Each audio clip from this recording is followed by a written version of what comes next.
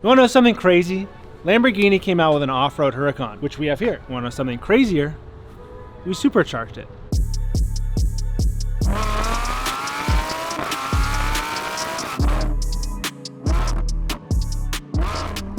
What we have here is the Lamborghini Huracan Sterrato. So you can see it's an off-road version of the Huracan. Our customer, in my opinion, probably had the ugliest specs Sterrato known to man. He bought it as an allocation, so I'll give him credit. He didn't spec it that way himself, but this thing came with a bunch of bronze accents. It had yellow brake calipers. It was not pretty. So he brought it to us. He said, hey, Kevin, give it that Boden touch. So what we did is we did a bunch of upgrades. We got Supercharger on here. This thing puts out about 830 horsepower. It rips. This thing is so much fun to drive. The Supercharger just makes this thing a whole different level. Throughout the rest of the car, you'll see we did a carbon fiber deck lid spoiler as well. It's an off-road car, but it's kind of a sexy little exotic off-road car. So we want to have a little fun with it, which is exactly what the goal was. Behind the mesh in the rear bumper, you'll see our signature Boden titanium exhaust. So we have our X-pipe design.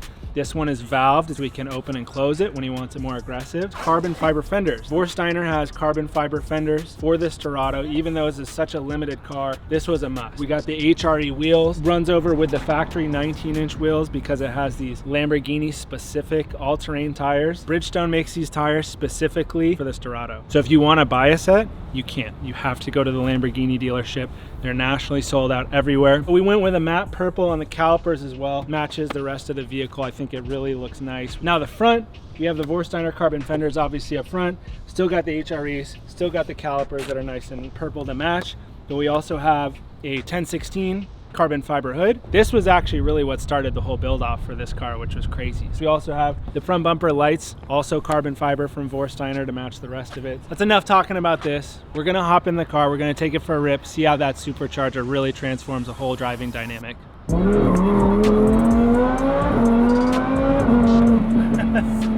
you can really feel it dip. Like yeah. When you were hitting the brakes, you can feel the whole car just slant forward. Yeah, the suspension is, like I said, it's softer. I think the spring rates are a lot lower. It makes it a little more giving, like a truck. But the height is still, I mean, it'd be like equivalent to height of a modern sedan, right? It's not like it's way up in the air like an actual truck, but it lurches, it sways, it digs down when you're braking. You feel the nose dip, and then when you get on it, you can kind of feel a lift.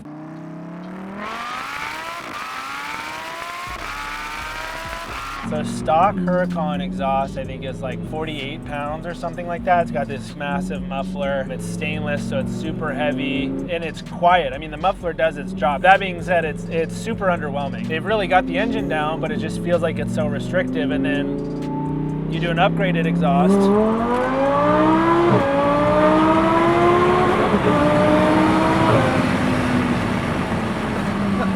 And I'd say it sounds a little bit better. For me, it's the combination of, you get the supercharger, which gives you so much more like linear power. Right. So like people with the Huracan, it's always like twin turbo versus supercharger. Yes. We did a video on it like a year or two ago, comparing. We had an STO that was twin turbo, we had a STO that was supercharged, and we kind of went back and forth.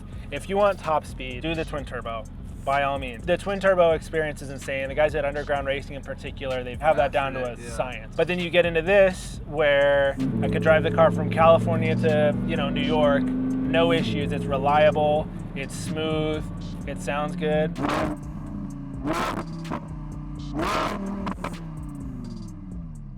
When it comes to suspension, can you really feel the difference between a off-road version and obviously the Huracan, which is like made more for pavement use only? Yeah, it's kind of funny. The suspension geometry and everything itself and design is actually the same as the regular Huracan. Right. But I think we have what I'd imagine is probably a little bit of a taller spring, softer spring rate, and then maybe some like kind of almost like a leveling spacer, like what you do with a truck to kind of help with as a level kit. That's what I assume. I mean, I'm obviously not a Lamborghini tech by any means, or designer or whatnot. A lot of the STO, the perf, things along those lines, they're pretty rigid, they're pretty stiff cars. Driving this is pretty smooth. Like, I won't say it's no Maybach, it's no Rolls Royce by any means, but especially comparing it to the regular Huracan. Yeah.